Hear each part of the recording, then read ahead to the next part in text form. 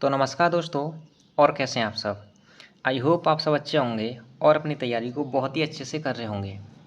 देखिए ये यूपीजीके का प्रैक्टिस सेट नंबर 7 है और इसमें हम यूपीजीके के टॉप 20 प्रश्नों की प्रैक्टिस करेंगे। ठीक है। इससे पहले मैंने 6 प्रैक्टिस सेट करा रखे हैं। अगर आपने वो नहीं करे हैं तो उन्हें कर लेना, उनके नोट्स भी बना लेना। मेरा यकीन मान लो यूपी प्लस कांस्टेबल में आपसे 6 से 8 प्रश्न पूछे जाएंगे। अगर आप चाहते हैं कि आपका एक भी प्रश्न आपसे न छूटे तो इन 400 से 500 प्रश्नों की प्रैक्टिस कर लेना, इनके नोट्स भी बना लेना। ठीक है। आपका एक भी प्रश्न बाहर नहीं जाएगा, चाहे वो यूपी की करंट अफेयर ही क्यों ना हो। ठीक है। तो आइए शुरू करते हैं। देखिए ये प्रैक्टिस सेट न केवल आपकी यूपी प्लस कांस्टेबल में आपकी हेल्प करेंगे, बल्कि आपको यूपीएसआई आरओएआर में भी यहाँ से प्रश्न देखने को मिल जाएंगे। ठीक है।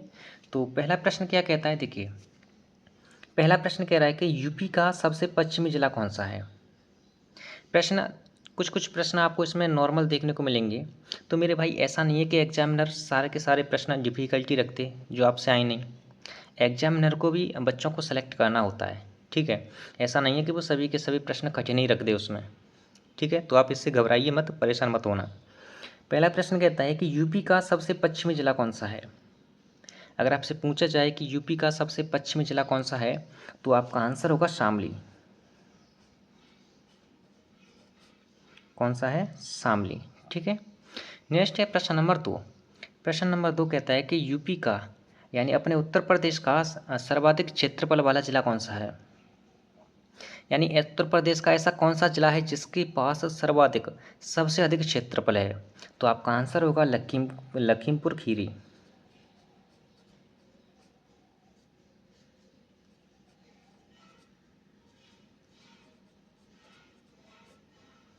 लखीमपुर खीरी। ठीक है।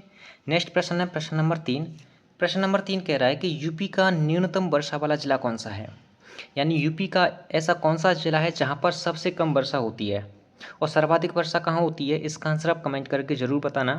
ठीक है। अपना फीडबैक दिया करो, अपने ये आंसर दिया करो। आपको भले ही इसका आंसर नहीं आ रहा है, आप गूगल करके आंसर किया करो। ठीक है। यूपी का न्यूनतम वर्षा वाला जिला है आपका मथुरा।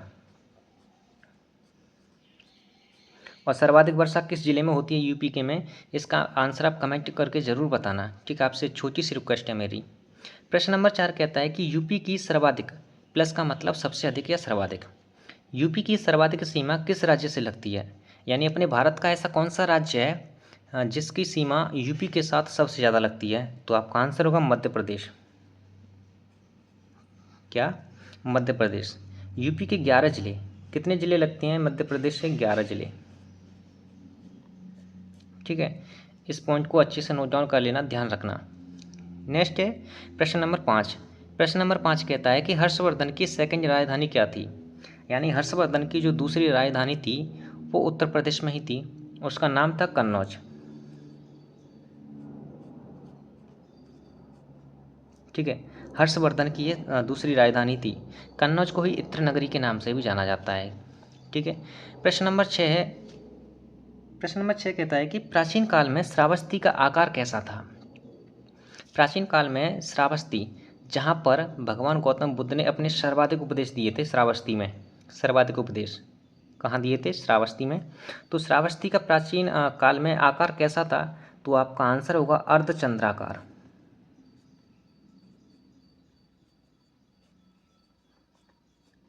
अर्धचंद्राकार था। ठीक है। प्रश्न नंबर 7 है। भारतीय विश्व अनुसंधान संस्थान कहाँ पर है। भारतीय विश्व अनुसंधान संस्थान कहाँ पर है। तो आपका आंसर होगा लखनऊ। कहाँ पर है, लखनऊ में। प्रश्न नंबर 8 कहता है कि आलमगीरपुर किस नदी के किनारे है। आलमगीरपुर किस नदी के किनारे है। तो आपका आंसर होगा हिंडन नदी।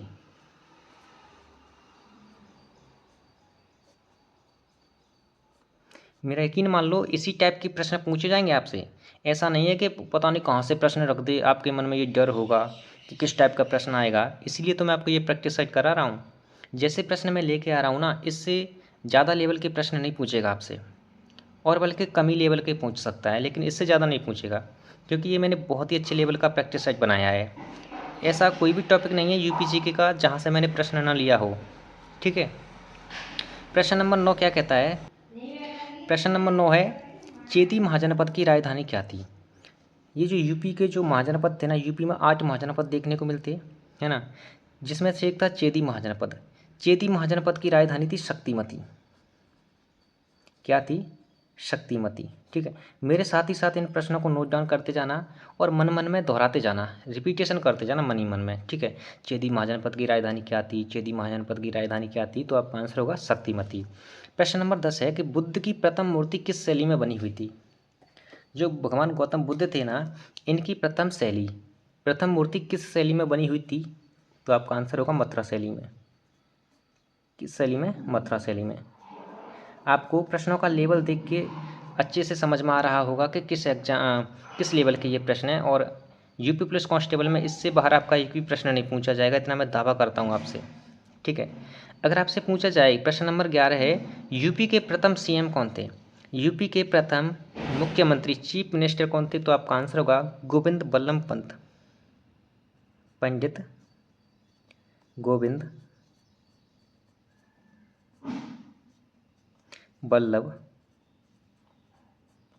पंडित गोविंद बल्लभ पंत। ठीक है, कौन थे? पंडित गोविंद बल्लभ पंत। ठीक है, नेक्स्ट प्रश्न है, अगर आपसे पूछा जाए प्रश्न नंबर 12। प्रश्न नंबर 12 कहता है कि यूपी का लिंगानुपात कितना है? तो यूपी का लिंगानुपात आपको देखने को मिलता है 912 महिलाएं कितने व्यक्तियों पर 1000 व्यक्तियों पर। ये है यूपी का लिंगानुपात, 912 महिलाएं। ठीक है, प्रश्न नंबर 13 कह रहा है कि जौनपुर शहर की स्थापना किसने की? जौनपुर शहर की स्थापना की थी आपके फिरोज शाह ने। किसके नाम पर की थी? जौना खान के नाम पर। फिरोज शाह ने जौनपुर नगर की स्थापना की थी। ठीक है, जौनपुर शहर की। प्रश्न नंबर 14 कहता है कि बिलग्राम जिसे कन्नौज, बिलग्राम का युद्ध कब हुआ था? तो आपका आंसर होगा, ये बिलग्राम का युद्ध हुआ था आपके 1540 ईस्वी में। 1540 ईस्वी में हुआ था किन के मध्य? एक तो हुमायूं के मध्य, एक तो हुमायूं था इसमें, दूसरे थे आपके शेर शाह। बिलग्राम का युद्ध इन दोनों के मध्य हुआ था, जिसमें हुमायूं की हार हुई थी और शेर शाह की जीत हुई थी।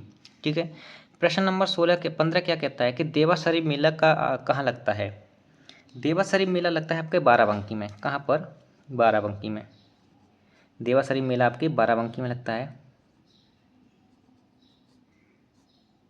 बाराबंकी में अगर आपसे पूछे कि किसकी दरगाह पर, तो हाजी बारिश अली शाह की दरगाह पर। हाजी बारिश अली शाह की दरगाह पर। प्रश्न नंबर 16 कहता है सोहर किस क्षेत्र का लोकप्रिय गीत है? सोहर किस क्षेत्र का लोकप्रिय गीत है? तो आपका आंसर होगा अवध क्षेत्र का। किस क्षेत्र का? अवध क्षेत्र का।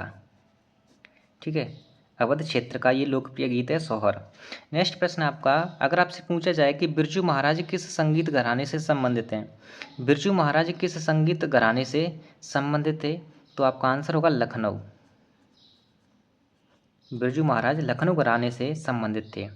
नेक्स्ट है प्रश्न नंबर 18। प्रश्न नंबर 18 कहता है कि भितरगाम का मंदिर कहाँ पर है? भितरगाम का मंदिर है आपके कानपुर में। कहाँ पर? ये आपको कानपुर में देखने को मिलता है, और ये मंदिर ना 40 फीट ऊंचा मंदिर है। कितने फीट? 40 फीट ऊंचा मंदिर है। ठीक है, प्रश्न नंबर 19 है, नैमिषारण्य किस जिले में स्थित है? नैमिषारण्य आपके सीतापुर जिले में स्थित है। किस में? सीतापुर जिले में स्थित आपका नैमिषारण्य।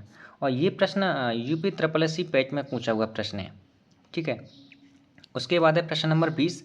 प्रश्न नंबर 20 आपके पश्चिम बिहार से है। अगर आपसे पूछा जाए कि नवाबगंज, जिसका नाम क्या है, चंद्रशेखर आज़ाद पश्चिम बिहार, कहाँ पर है? तो इसकी शॉर्ट टिकट देखिए, नवाब से क्या बन रहा है? उन्नाव। नवाब से क्या बन रहा है? उन्नाव। तो ये कहाँ पर है? आपका आंसर होगा उन्नाव में। ठीक है, ये रहे आपके आज के इस प्रैक्टिस सेट के 20 मोस्ट इंपॉर्टेंट प्रश्न। देखिए, एक प्रश्न मैं आपको SW में दे रहा हूँ, यानी होमवर्क में दे रहा हूँ। इसका आंसर आप कमेंट करके ज़रूर बताना, अपना फीडबैक ज़रूर दिया करो, ताकि मुझे पता चले कि हाँ, आपको ये प्रैक्टिस सेट अच्छे लग रहे हैं, आपके एग्जाम लेवल के हैं। ठीक है, आपके एग्जाम अगर आप मॉक लगा रहे होंगे तो उसमें यहाँ से प्रश्न देखने को मिल रहे होंगे आपको, है ना। प्रश्न नंबर आपके SW है, घर के लिए आप इसका कमेंट करके आंसर बताना। ठीक है, आपसे पूछ रहा है कि न्यूनतम 10 की वृद्धि दर वाला जिला कौन सा है? न्यूनतम 10 की वृद्धि दर वाला जिला कौन सा है? इसका आंसर आप कमेंट करके ज़रूर बताना। आपसे मेरी छोटी सी रिक्वेस्ट है, सभी बताना, जितने भी इस क्लास को देखें सभी इसका आंसर करके बताना, ठीक है। तो चलिए मिलते हैं नेक्स्ट प्रैक्टिस सेट में। धन्यवाद।